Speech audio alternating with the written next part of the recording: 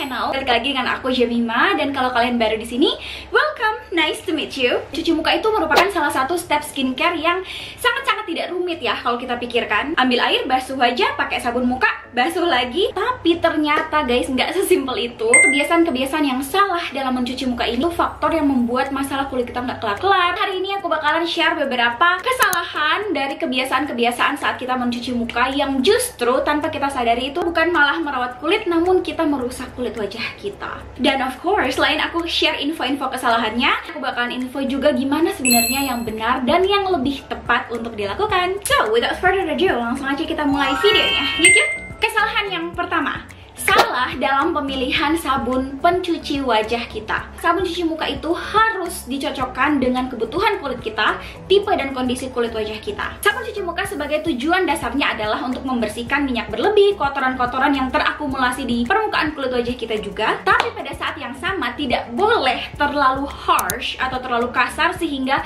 mengangkat minyak-minyak alami, komponen alami di kulit wajah kita. Akan justru merusak skin barrier kita. Apa itu skin barrier? Itu tameng guys. Jadi skin, kulit, barrier, pelindung atau proteksi atau perisai gitu. Skin barrier itu seumpama kalau di rumah itu atap guys. Jadi kalau ada hujan, panas keterlaluan, itu nggak akan langsung merusak perabot-perabot yang ada di dalam rumah kita. Kita nggak akan kebanjiran dalam rumah gitu loh. Artinya rumah kita nggak akan rusak.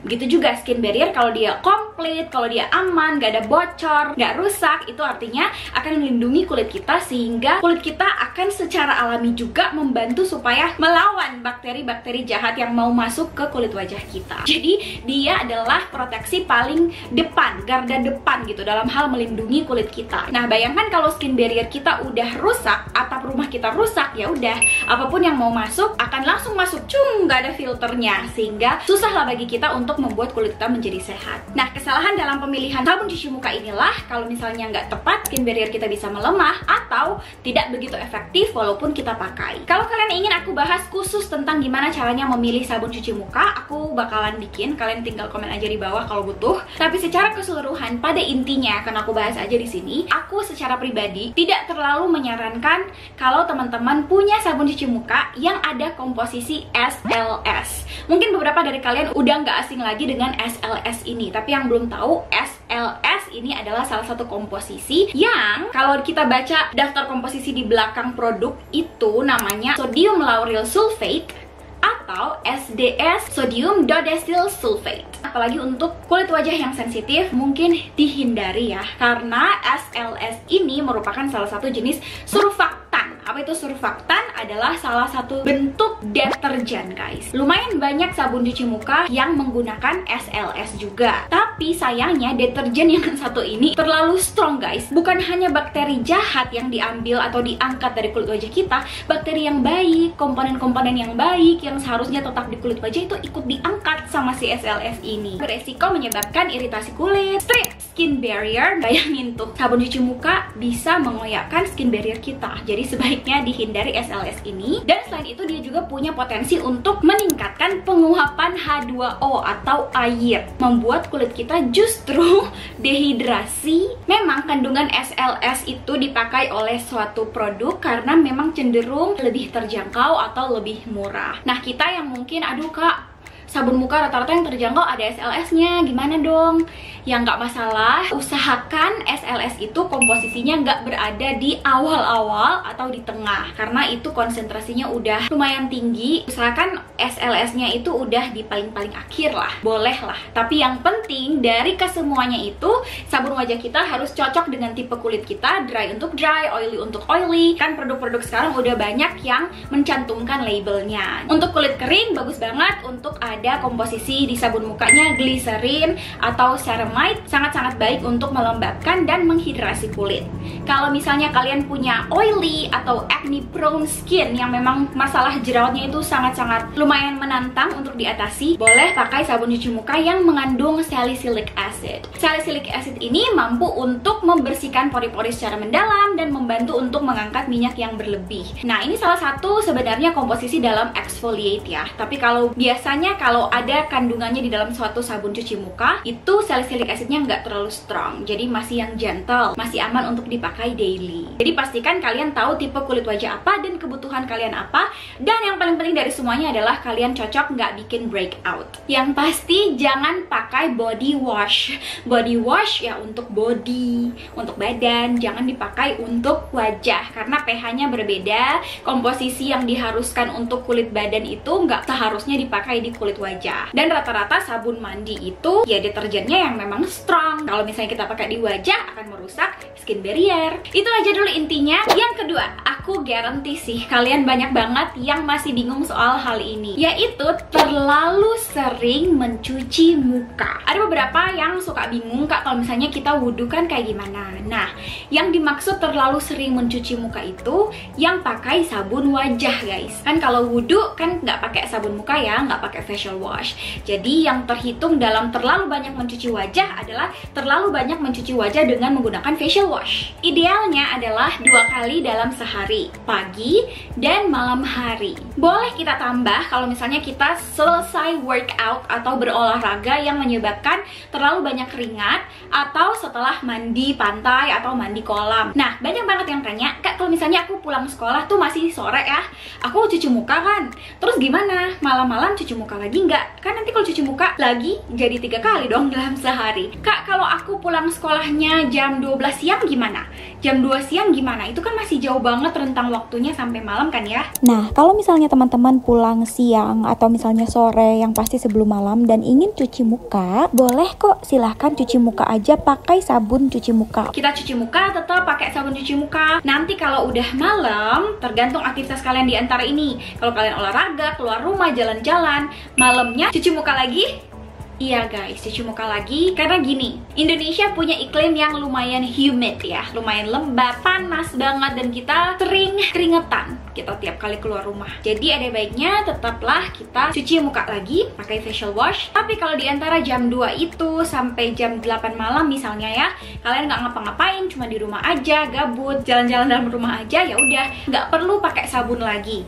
Cuci muka seperti biasa aja, pakai air biasa, basuh aja seperti biasa. Pastikan semua daerah sudah terbasuh, lalu teruskan dengan skincare rutin kalian. Semuanya adalah tergantung aktivitas kalian sebelum kalian cuci muka. Kalau memang melakukan aktivitas yang berat, kalian berkeringat, kalian merasa kulit kalian berdebu, silahkan cuci muka pakai sabun. Tapi kalau aktivitas kalian nggak kayak gitu, sebaiknya diminimalisir aja, 1 hari hanya 2 kali yang pakai sabun cuci muka. Karena ingat bahwa terlalu banyak mencuci muka pakai sabun cuci muka akan juga merusak skin barrier. Kulit akan menjadi terlalu kering sehingga secara alami kulit kita akan justru memproduksi kelebihan minyak. Kita ke kesalahan yang ketiga, tidak cuci tangan dulu sebelum cuci muka. Jangan lupa, kalau enggak cuci tangan dulu sebelum cuci muka, kita akan memperkenalkan bakteri-bakteri jahat yang ada di tangan kita ke kulit wajah kita. Biasanya kan langsung ambil air,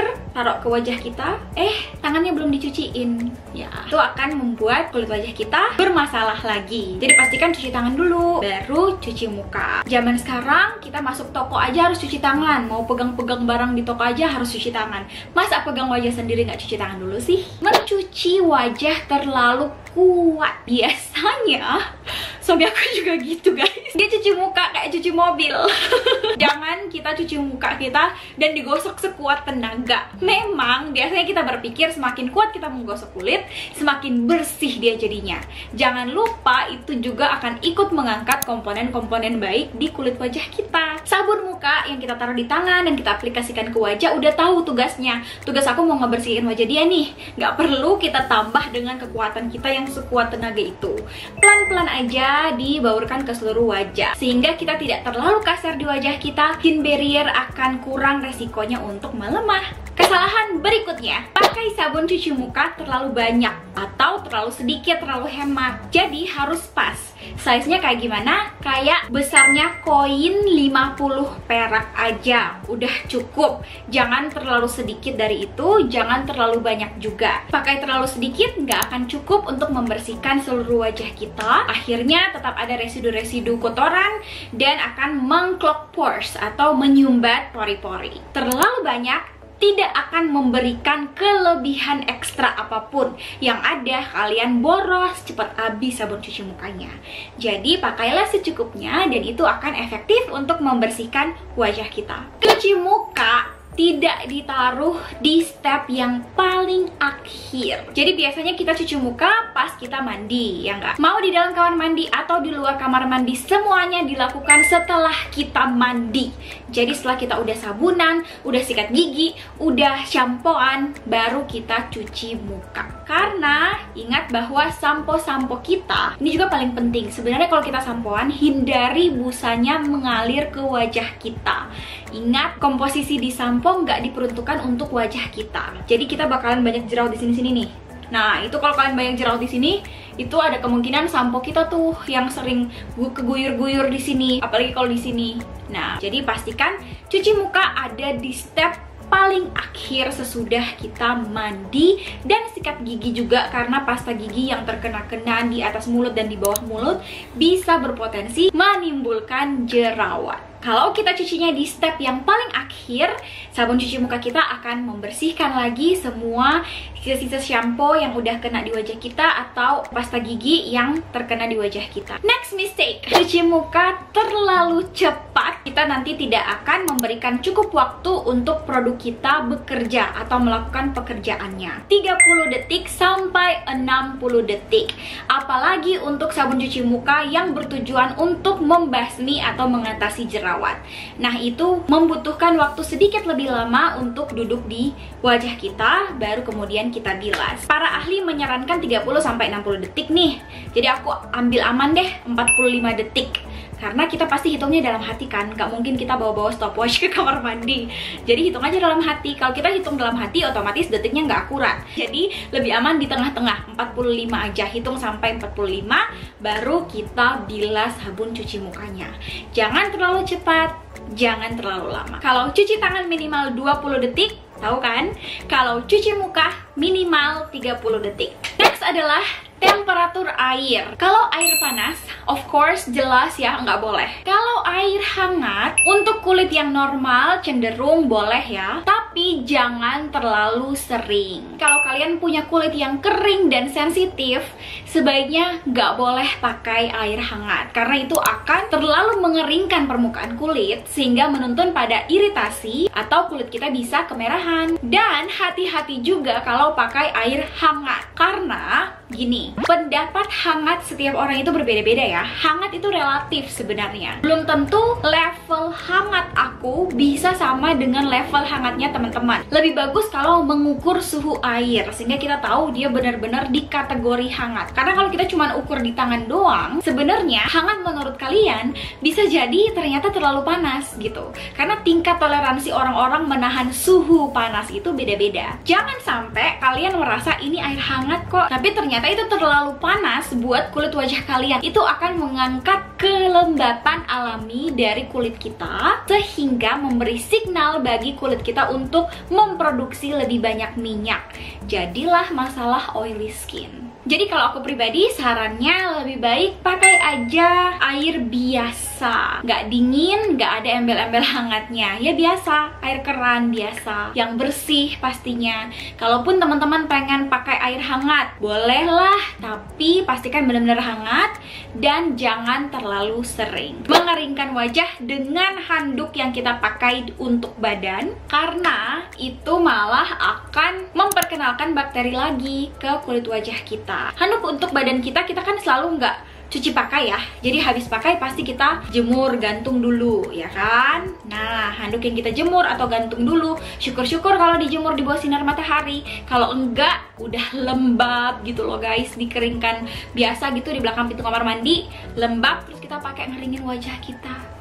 Ingat, kulit wajah itu lebih sensitif dibandingkan kulit badan kita. Jadi kalau udah dipakai untuk badan, biarlah handuk itu untuk badan. Pakailah handuk terpisah sendiri khusus untuk wajah. Atau kalau enggak, pakai aja soft facial tissue, tisu wajah yang lembut ya, bukan yang bertekstur, sehingga nggak ribet harus memisahkan handuk lah, jadi pakai tisu aja. Dan yang terakhir, mengeringkan dengan cara menggosok-gosok wajah. kayak ngeringin rambut. Salah ya, itu akan merusak lapisan terluar kita, tekstur kulit kita bakal jadi kasar dan bisa berpotensi merusak skin barrier juga. Jadi be gentle, dikeringkan dengan cara di tap-tap.